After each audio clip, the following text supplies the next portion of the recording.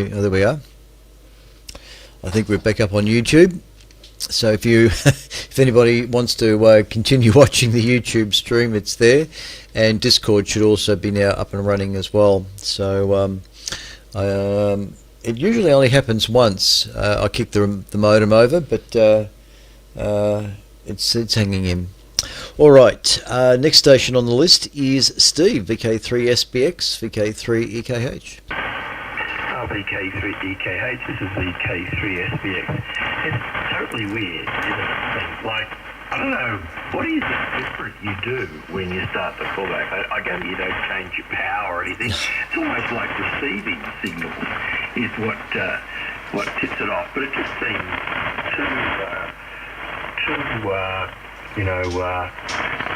more than just coincidental.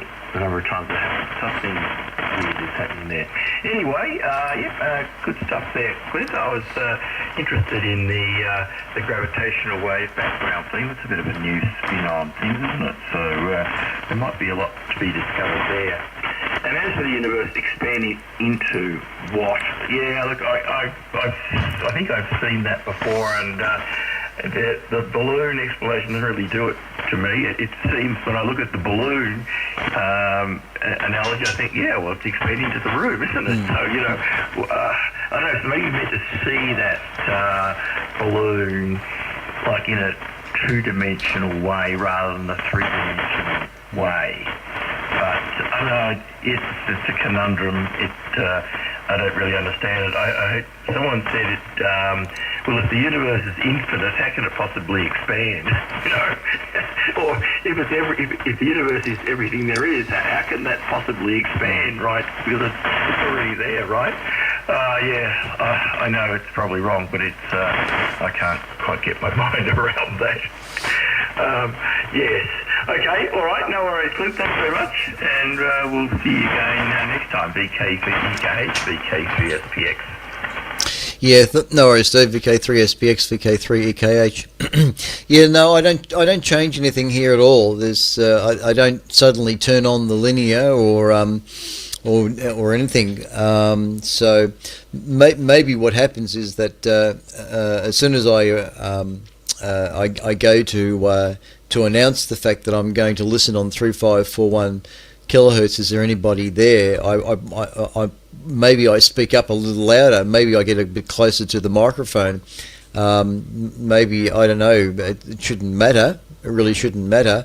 I mean, most of the broadcast I sit off the microphone and try and keep my audio levels fairly constant. But maybe it's just something in the action of going from transmit to receive and back to transmit that it spikes, so it sends a spike into the system. I don't know about that, but anyway, it's something I'm working on. And as Greg says, put the modem into a Faraday cage. I know I'd like to do that.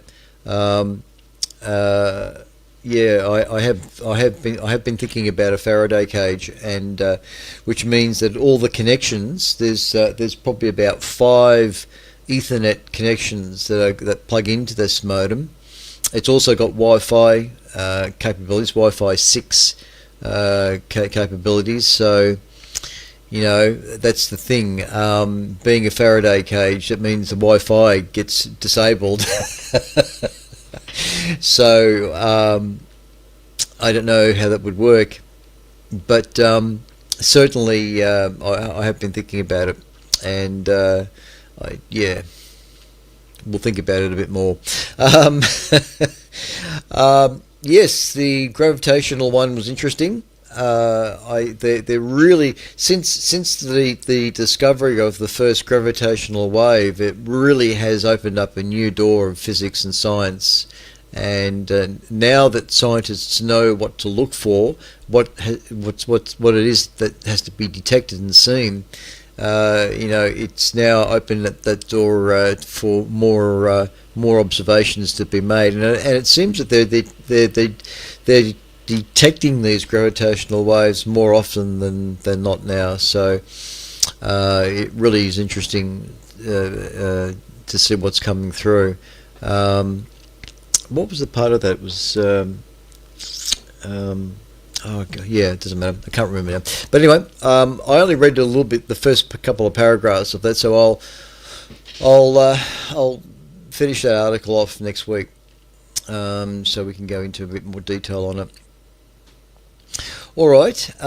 Next station on the list was Jack, VK3TJS in Shepparton, VK3EKH.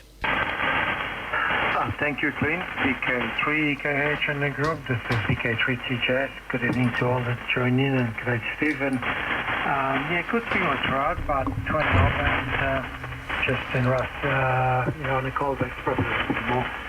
But no problem at all. No problems, but that's normal. Steve made interesting points. If it's expanding where, into what's there that is expanding into. So, a lot of concepts that are hard to grasp, and there's probably a lot of theories floating around. But good possibility what's happening. But thanks for the broadcast, and hope you have a good weekend, just as everyone else. And we've had a pretty hot day today. Late afternoon was cold change with lots of winds and rain and a bit of a storm. Not a very strong one, but a few branches down. And rain for about an hour and a half, so more rain. Thanks, Lynn, and hope we get you next time. VK3EKH on the group. This is VK3TJS. Yeah, no problems, Jack. VK3TJS, VK3EKH. You're also a good signal here into Narre South tonight, despite all the lightning crashes that are going on, coming through quite clear. And that was the comment I was going to make about the expanding universe. Look, it's fact that the universe is expanding from our point of view. A lot of the objects that we can measure the Doppler shift on suggests that the universe is expanding and accelerating away. And I think the balloon analogy is fine for illustrating the concept of the expanding universe by having a balloon that's not fully blown up, and you've got galaxies on it, and then you start blowing it up and it expands, and you can see how the objects move away from you and expand at different rates. So the balloon analogy is certainly helps to illustrate this, but there is a 3 and a 2-dimensional concept here that we have to grasp, and maybe a 4th dimensional one, because time is also very much part of this. Because we can't see the end of the universe, it's infinite. Yes, all right, it goes on forever. Why not accept that? Why not accept that it is an infinite universe, and that whatever has started this cycle of galaxies to begin? I'm trying to avoid the word create, but let's call it the Big Bang. I reckon there were many Big Bangs, not just the one, but it's just something that was very hard to comprehend, isn't it? I don't think for as long as the human race is here, we'll probably never truly understand where it all started, and to ask the question why is another one of those philosophical type notions. We'll probably never really know the answers to those questions. And I know Carl Sagan talks about all this sort of stuff as well. But this is where astronomy is really good at the moment, because we have so many amazing scientific instruments that are helping astronomers understand the universe. The James Webb Telescope and the Hubble and all the X-ray telescopes up there, not to mention all the radio telescopes. We're slowly developing a picture that is explaining the universe every day.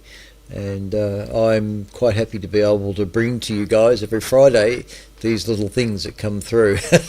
I can guarantee you every Friday there is something new, some interesting news item that comes through from discovery that astronomers are making. So anyway, that's another story. Next on the list is Brendan, VK3BKO, VK3EKH.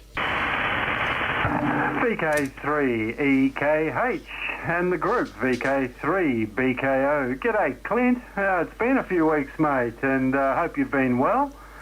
And you are absolutely screaming in, as you should. I could just about throw a stone into your property from my house, mate. 5 and 50 for you there, Clint. I just got a shout out to Greg. Good to hear you in there, Greg. Mate, you're doing a fine trip as well, mate. 5 and 10 plus from down Warrnambool way. That's a pretty good effort. Sounding good, mate. Conditions must be favourable. But, that was really interesting there, Clint, as it always is, mate. I thoroughly enjoyed that. I certainly enjoyed the Colin Stanley Gum component there. Interesting fella. And contributed quite a lot. Yeah, I was looking at those nebulas, mate. Fantastic. Not bad for the time. What was that, back in the 70s, I think you said? Yeah, so I'm going to dig into Wikipedia and have a look at that catalogue you mentioned, mate. I will have a look at that. But, very good. And also noted the ASV presentation on Wednesday. I'm going to see if I can look at that. I might even see if I can come down, mate. I've never been down to the observatory. Love to go down there one day. That might be a perfect excuse, shall we say, to go to go down there. And also noted the ISS on Saturday evening between 10:40 and 10:47. So when the XYL comes over on Saturday night, I'll say, hey, come outside and see if we can find it. We'll have a look between those times and look up and see something moving reasonably quickly across the sky. Well, slowly but quickly. I think you'll understand that. And thanks for the reminder too. I was thinking the other day, I must get on Friday night and I must see if he mentions it again, and you did.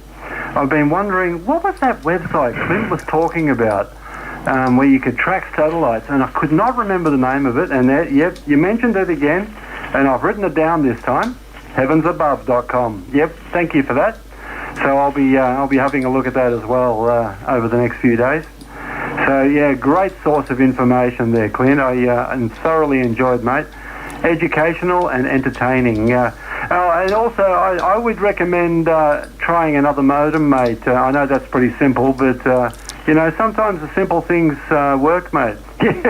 Before you run out and buy a Faraday cage. Yeah, good one, Greg.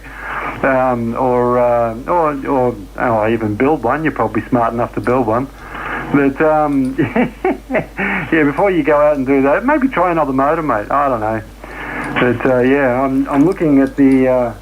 You've got a circle running around the top of your head, mate. You look like a saint. Almost look like a saint, just above your forehead. A white circle. Yeah, makes me think of a saint. Nicely still paused with a pen in your hand writing something, but waiting to see if it comes back. I can see what you're writing. Obviously, that's callback logging, I think that is. Anyway, really good stuff there, Clint. And I missed the last few weeks because I've been out, mate. But because it's Friday night, it's also a going out night. But I'll certainly get on more and more. Oh, also, I think I might have missed Tabitha. Was Tabitha on tonight? You'll answer that. The space report. I didn't get to see that. Certainly a highlight in your show. But maybe it was one of the times when I ran out and looked at a bit of cricket. But anyway, good on you, Clint. And 73, mate, and 73 to the group as well. Have a great weekend. Back to you there, Clint. VK3EKH, VK3BKO. Yeah, good one, Brendan. VK3BKO, VK3EKH. Excellent stuff. Beautiful signal. You're also about 50 over 9. So no problems hearing you. Yeah, well, we're here every Friday night, at least up until the 20th of December. It'll be the last broadcast for this year, and then the plan is to come back on the 24th of January. So I'm planning a 4-week break at this stage.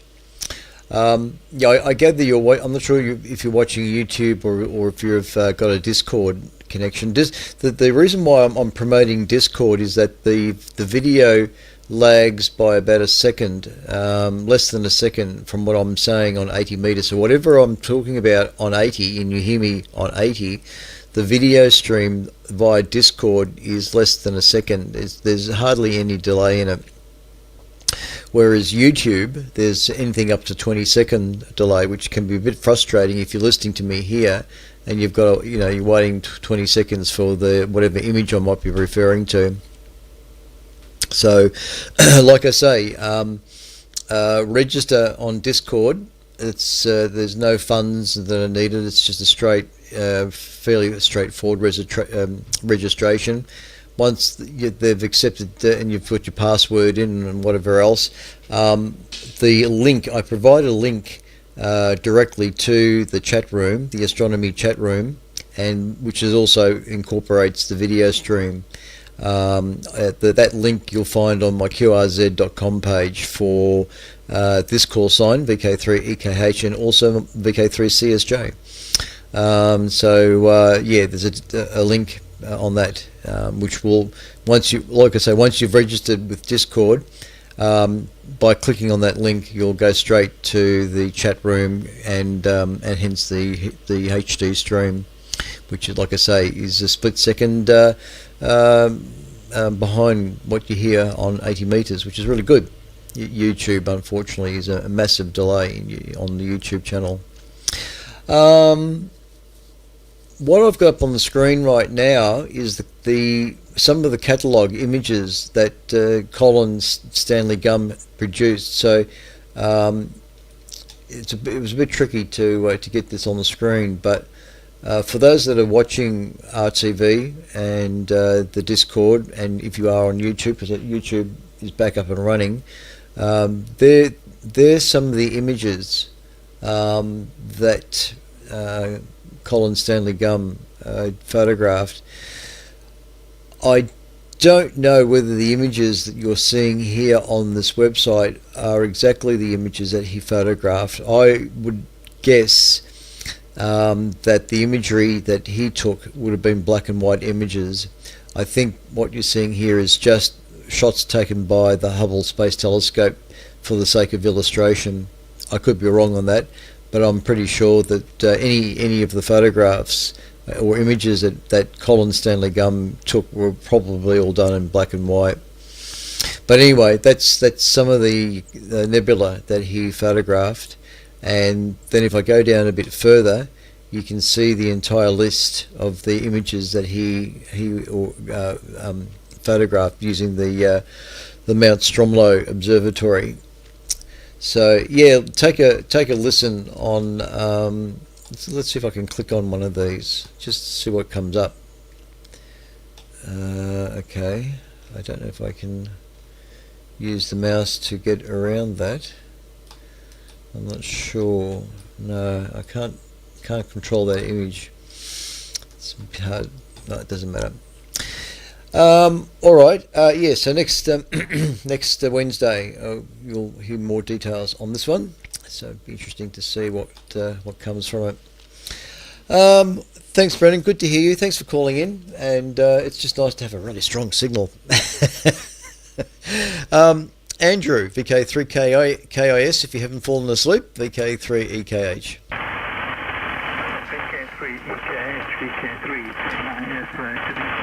And all in the group. Hope you're keeping comfortable after the warmish day. And last night I had my telescope out and was trying to view Jupiter. I got some lovely images of Jupiter, but with my cross-eyedness I'm not viewing them as well as I'd like until my eyes get fix themselves. So got out and gave it a try. Got a bit of a view of Saturn as well, which was also in the night sky. And then the clouds came over, so that put an end to it. But as far as the expansion of the universe, I prefer to not use the balloon analogy as much, but the surface of the balloon is more like a cauliflower.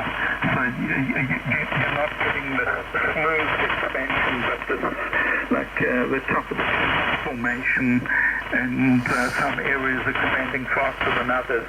But once again, it gets down to you've got to prove it mathematically, and I have no way of doing that. Anyway, thanks for doing it once again, Clint, and looking forward to next week again, and then off on holidays, I guess. VK3EKH, VK3KIS, over to you. Yeah, good one, Andrew. VK3KIS, VK3EKH. I've taken that on board. I like your idea or imagery of the cauliflower, and I'd say that's perfectly correct. I'll give you that. Because again, using the balloon analogy is a little misleading, and that's what I was trying to indicate before, was that it wasn't exactly the way of exactly picturing it, but rather just an illustration of the expanding universe and the way the dots on that surface move in relation as you blow up the air in the balloon, sort of thing. But you're right. If we had a balloon that was shaped like a cauliflower, that might just help illustrate things a bit better. I don't know, but yeah, cosmology. It's definitely an interesting part of astronomy, and there's. I note that Brian Cox has got I should have mentioned this before. On ABC, there's a new. I think it's new. Brian Cox's. What's it called? Something about the universe. So I'm not 100% sure if it's just an old documentary from Brian Cox being repeated on ABC, or whether it's something new. But I accidentally came across it the other night. So there is something new on the ABC from Brian Cox about the universe. I don't know how many episodes there are, but I did pick up one last week. So just just something to look out for. See if you can find out where it is. All right. Thanks, Andrew. Is there any other stations wishing to check in tonight? VK3EKH listening.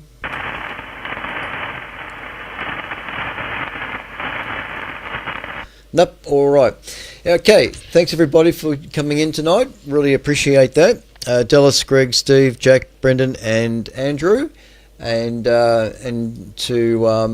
to the folks on the chat room. Again, it was David as well. Excuse me. Stuart, VK3UAO. Good to see you there, Stu. And also Brett, VK2CBD. Not a problem. I think that's about it. Yep. Most folks have dropped off on the Dallas stream, the Discord stream.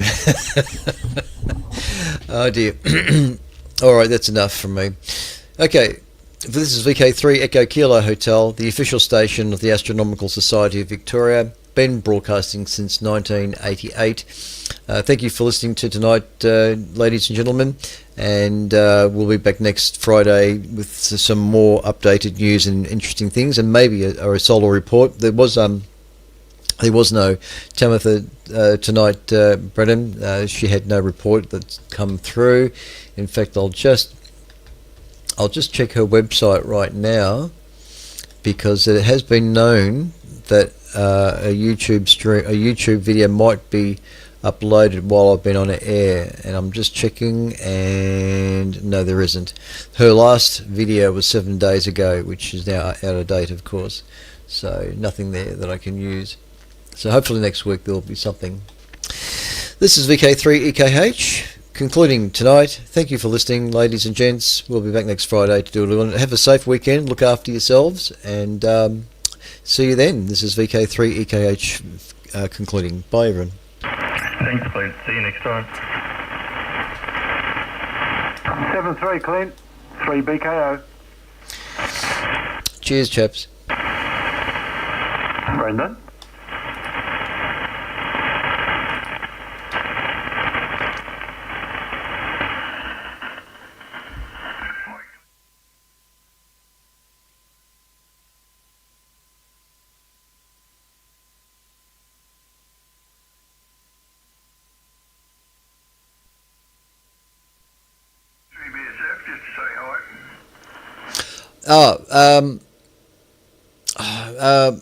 Mental relapse on your name, Phil, isn't it?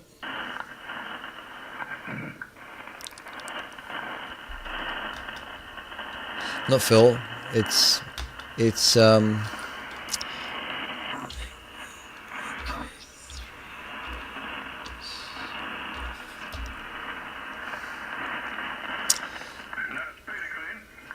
I was close. You got to come up more often, Pete.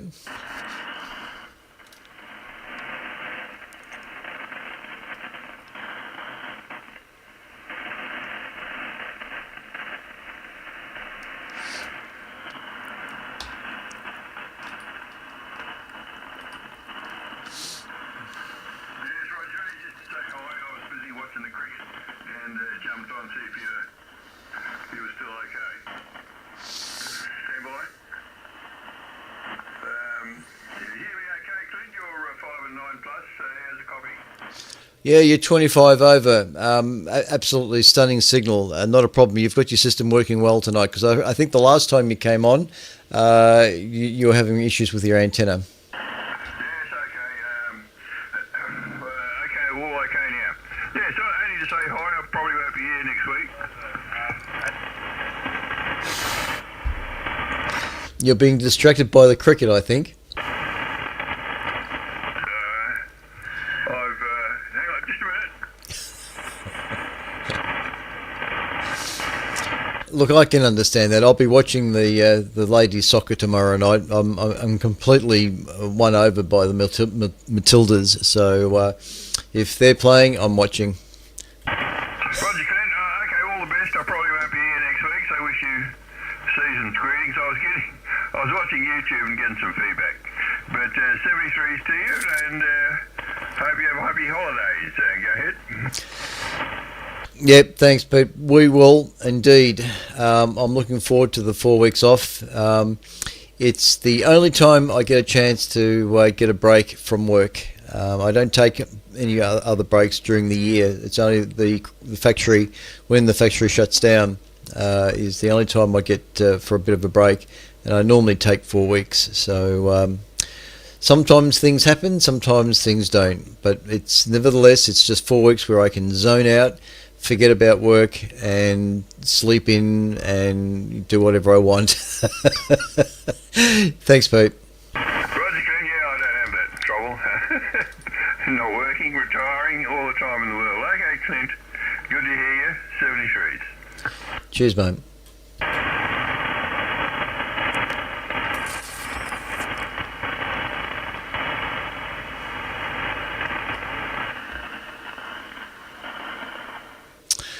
So, to everybody that's still watching, and I forgot to mention this in my final, but we'll be broadcasting Sunday morning, the WIA news at 9 o'clock on 160 metres, 1825 kilohertz.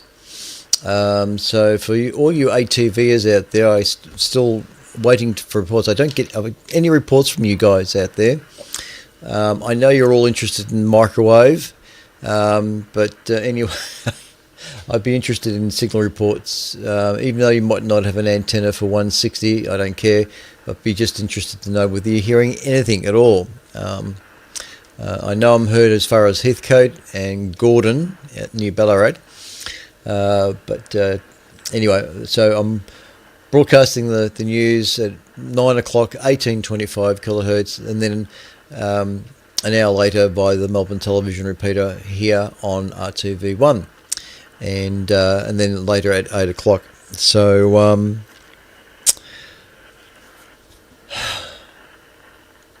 I don't think there's anything else.